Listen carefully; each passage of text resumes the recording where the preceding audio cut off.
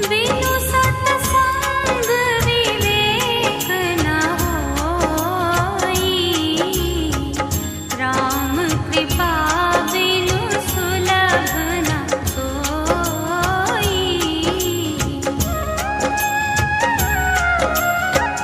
बिनु सत्संग विवेक न होई, राम कृपा बिनु सुलभ न सोई।